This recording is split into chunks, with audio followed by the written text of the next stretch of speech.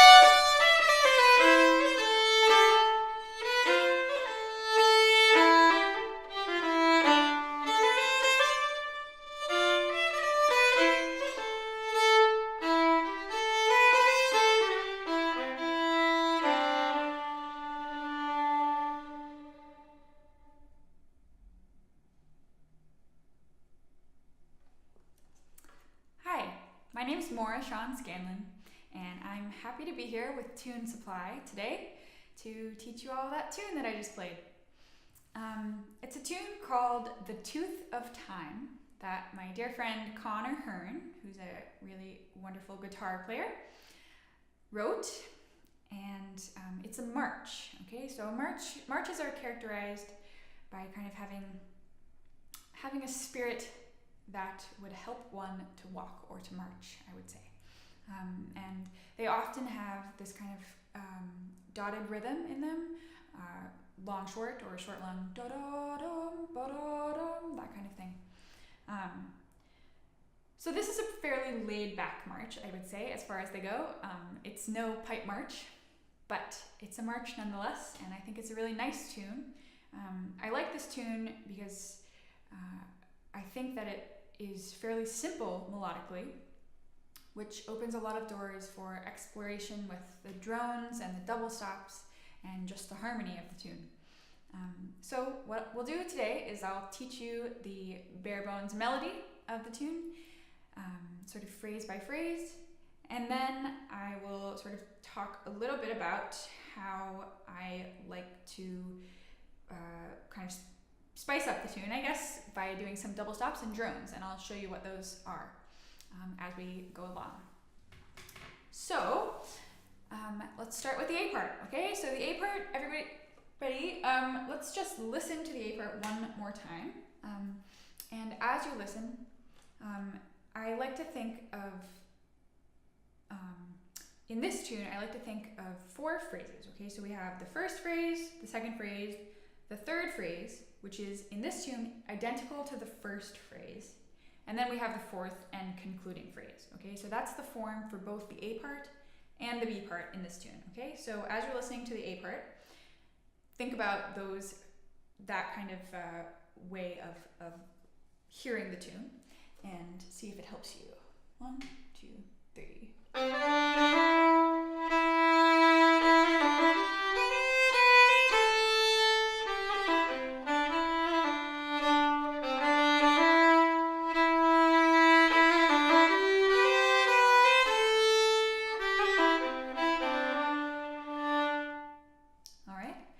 One time through the A part. If we were actually playing the tune, we would play it twice. All right, so let's break it down. I'll teach you all 4 of those phrases that I was just mentioning. And so here we go. So before the first phrase even begins, there are 2 pickup notes, okay, which are included in the first phrase, I guess you could say. And those 2 notes are C, 3rd finger on the G string, and open D. So you have... All right, everybody find those notes. All right. And the first phrase, the downbeat of the first phrase, begins on the 1st finger on the D string, an E note. Okay, so it's going to be...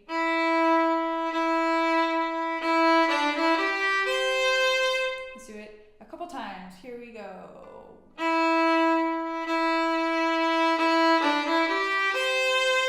Again, go. Oh.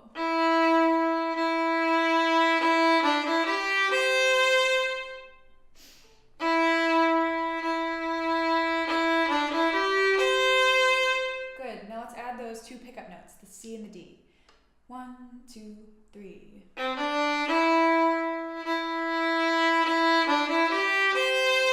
Again, 2, 3.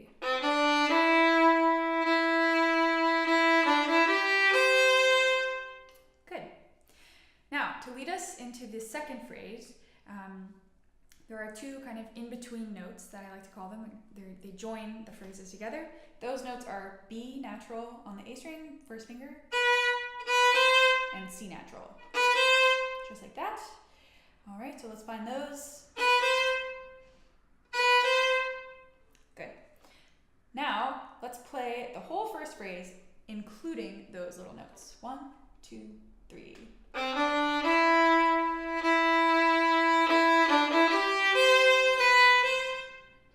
Good. All right, and with any dotted rhythm,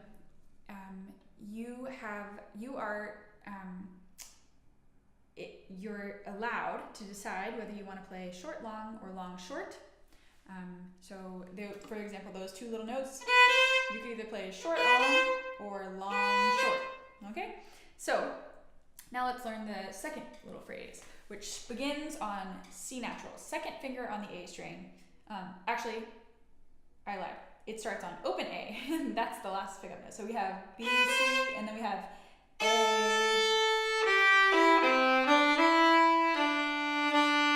All right, so it starts on open A, actually. All right, so I'll play it one more time.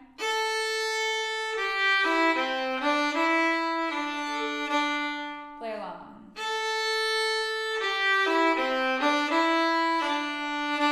One more.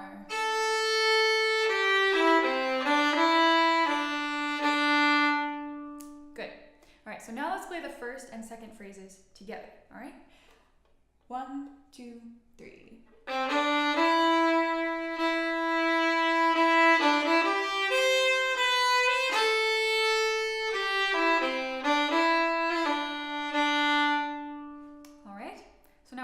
Through the A part. Now at this point, the first two pickup notes that we started with, C natural on the G string and the open D, repeat. So we have to lead us back into the third phrase, which, if you remember, is identical to the first phrase. Okay, so we have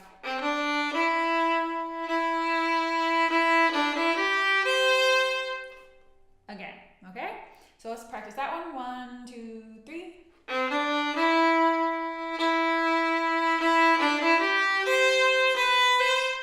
And then you can add those two little connecting notes. They connect us to the fourth phrase, which is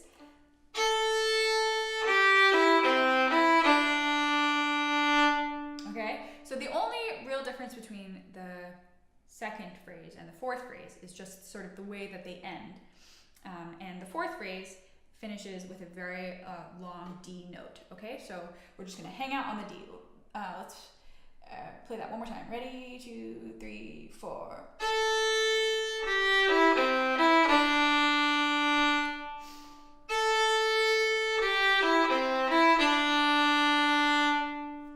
Great. All right, so now let's play the whole A part a couple of times through.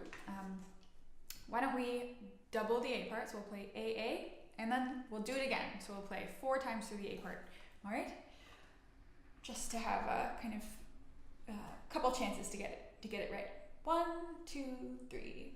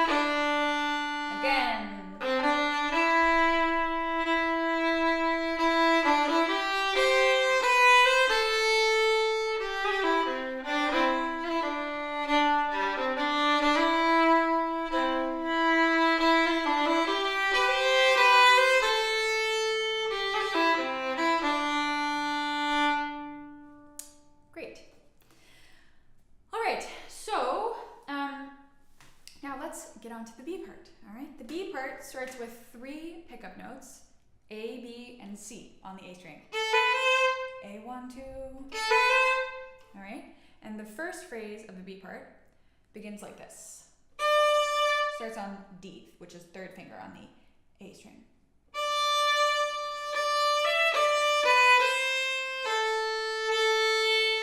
All right, let's try that together. So 3, 4, 3. One more time.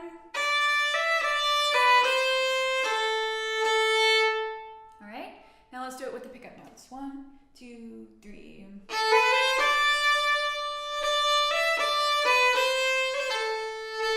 Again.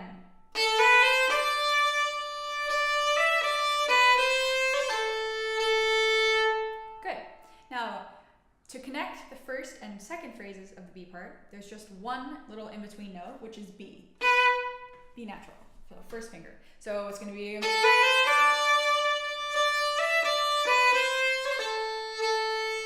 B, just a little tiny short B right there at the end of the first phrase, okay? Now, the second phrase begins on C, second finger on the A string.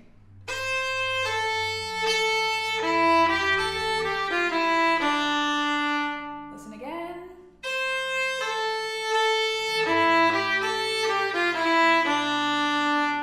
Good. Now let's play it a couple more times. You can join in.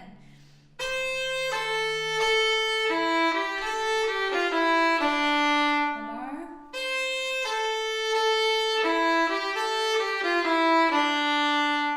Great. Now, similarly to the A part, the third phrase is identical to the first phrase of the B part, okay? So we don't actually have to learn a new phrase, we just have to remember how the first phrase went. So it starts...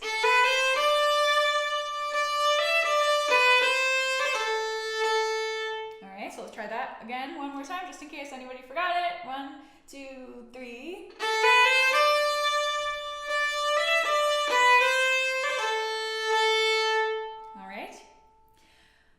Now, the only way that this phrase differs from the first phrase is the in-between notes that are going to lead us into the fourth phrase, okay? And those notes are E, first finger on the D string, and G, third finger on the D string.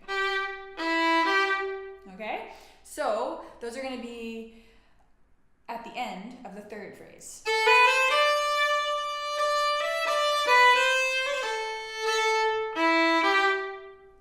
Let's try that all together with those two leading notes.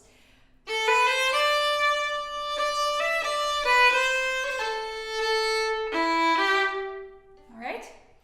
Now, for the final phrase of the B part, it's real simple. All it is A.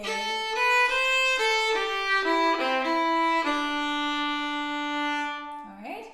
So let's listen one more time.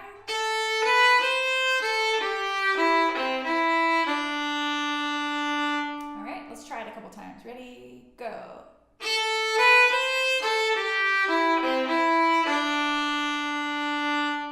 One more.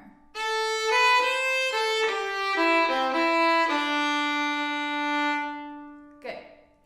Now, I think we should try going from the third phrase to the fourth phrase. So let's try the third and fourth phrases together. Okay, so it's going to take a little bit of just mental energy to make sure that you don't play the first and second phrases, okay? So make sure we're starting in the middle of the B part on the third phrase and playing the third and fourth. All right, let's try it. 1, 2, 3.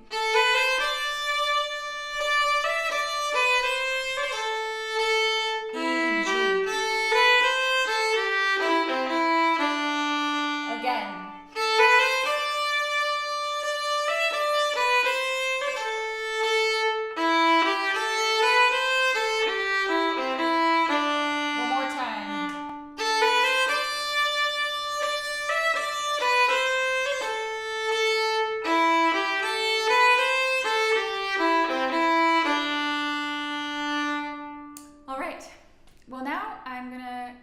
Transition to talking about some of the drones and double stops that I like to do during this tune.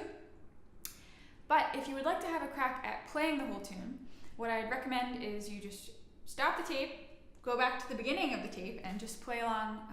I play the tune twice right at the beginning, so you can feel free to do that at this time if you would like to kind of piece the whole tune together.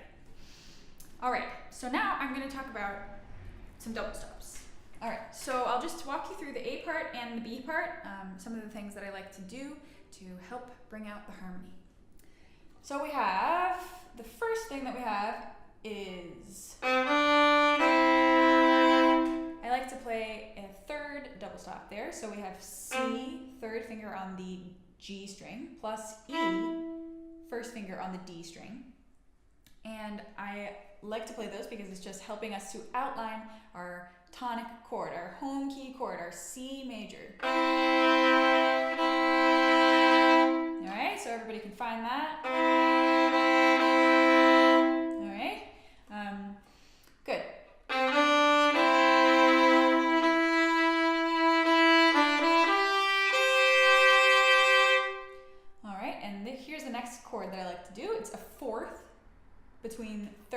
finger, G on the D string, and C natural, second finger, on the A string. And I think it's a nice chord to do because it's very kind of open and warm. All of these double stops can be slightly tricky if you've never experimented with playing double stops or chords before for the intonation. So if you are experiencing a little bit of frustration, never fear. Just have a look at these and try to figure out how these two fingers can work together to create a harmonious kind of harmony with one another. And a way that I would do that is I would suggest that you pick a leading note, okay? So you don't try to kind of bear in on both of the notes with the same intensity of the bow, but rather pick one note. I think that it's the best to pick the note that is the melody note. So we have...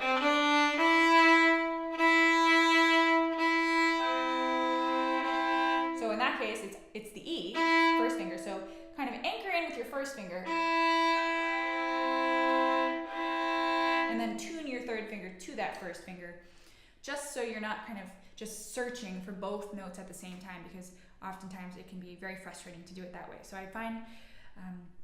I'd recommend to find your kind of leading note, your most important note, your melody note, and find your chord notes based on that note and kind of in relation to that note, okay? So we have... All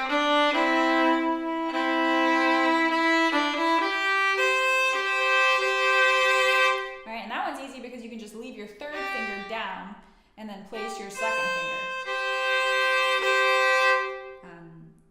near it, okay? And the next thing I like to do is a hammer on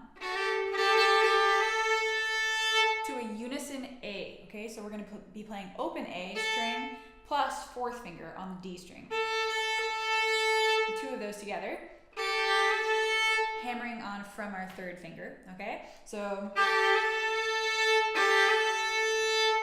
right, and I like to do unisons because I think they give the otherwise open string an extra added depth, okay? So that's C, try it again. And right here at the end of this phrase, we have a G chord, so we might want to play some notes of a G chord. So here I have a B natural, second finger on the G string plus open D. All right? And then we have the same thing again.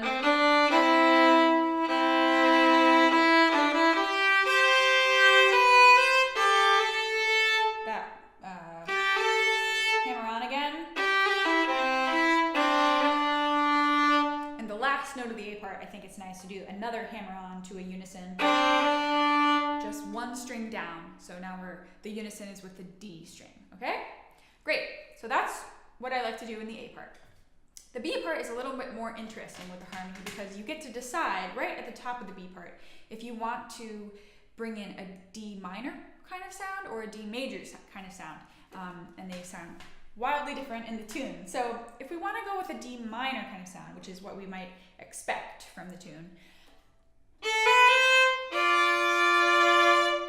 we will play a sixth there, okay? So with our F natural, second finger on the D string, with our melody note, which is third finger on the A string. And for this one, I would definitely pick the leading note as the top note because that's the melody. You can just hint at that F natural. And then we're going to play another sixth here, where the melody note is C natural on the A string, right there, and E, first finger on the D string, below, yeah. So we have sixth, another sixth. Good.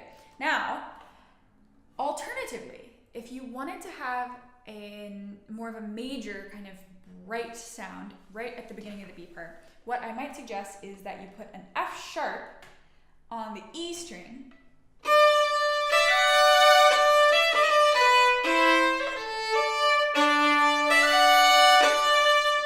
And that is really, it's really satisfying to play, and it's not too hard, I think. So we have first finger on the E string, high first finger. And then you play that same sixth. Okay, so our options are D minor or D major.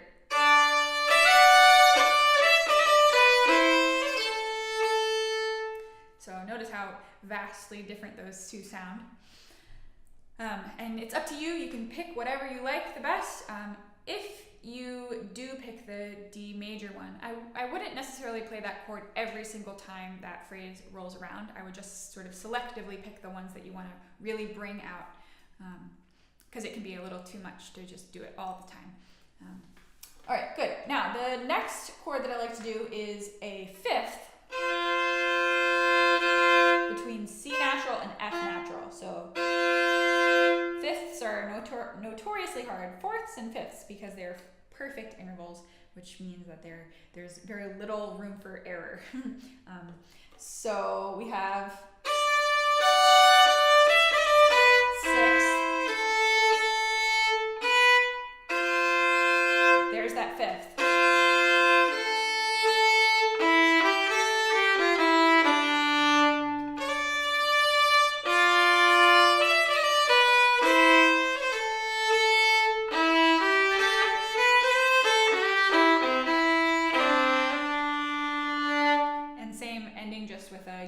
On the D note. So how I usually like to play the B part is I like to kind of alternate whether I do D major first, D major, D minor, D major, D minor, or the opposite, D minor, then D major. Because it kind of, that same phrase sort of comes back 4 times throughout the course of the B part. So you can get to decide which way you want to do that. So yeah, there's lots of decision making, but all of them are pretty satisfying, and they really make the tune kind of feel full and round and fully realized, I hope. Good. All right, well, just to end, I think maybe we should just give it a whirl and play the whole tune. We'll just do it once for now, but feel free to rewind it as many times as you want to at home.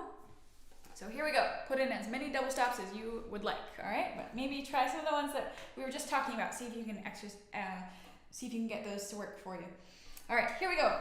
1, 2, 3.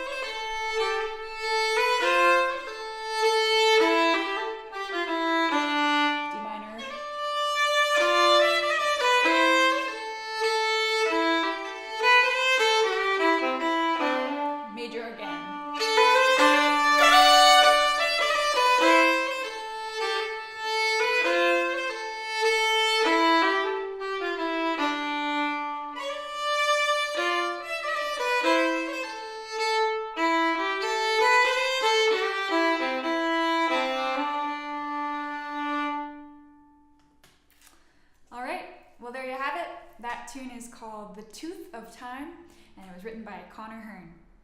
My name is Maura Scanlin. Thanks so much. Whew. Thanks, Maura. That was great. That was awesome. That's an awesome tune. I saw Conor Hearn just popped up here in the comments. So hi, Conor. Great tune, Conor. He already knows the tune, so yeah, he doesn't have to learn it. He can come in at the end of the class. Yeah. That's totally fine. That was great. Thanks, Maura, for teaching that tune. I hope you all got the tune. If you didn't, this video will become a normal YouTube video after this live stream is done, so you can go back and watch it whenever you want to. There's a bunch of other videos in our virtual learning series as well. Most of them are on this YouTube channel, but some of them are over on the Tunes Apply Facebook page. So you can come be our friend over there if you want and see the rest of those videos. I think there's like 10 or something. Yeah, ish. Yeah. I don't know. And there's a couple on my YouTube channel as well that are part of this. So you have to go hunting for them. There's a couple different places where they live. If you found this lesson useful and you're able to contribute to the Tunes Apply Virtual Learning Fund, that is what allows us to keep bringing these lessons to you from all sorts of different musicians. And we haven't had any singers yet, but we should. We should. And a dancer. So idea, yeah. we are going to continue to run this program. You can keep updated at the Tune Supply website, which is just tune.supply. And if you came in late, I'll just remind you that we also run a virtual session on Mondays and Thursdays at this channel. And tomorrow we are really excited to have the first of our Ireland sessions. The County Clare edition is tomorrow, and it's curated by none other than the extraordinary Nuala Kennedy. Who are her co-people tomorrow? Do you remember? Oh boy. Blackie O'Connell. And Padraig Rinn. Padraig Rinn. Yeah. So it should be really good. I think that's it. Thanks for stopping by. And Maura, thanks for being here in the comments and for doing the lesson. And we shall see you soon. Have a good day. Bye, guys.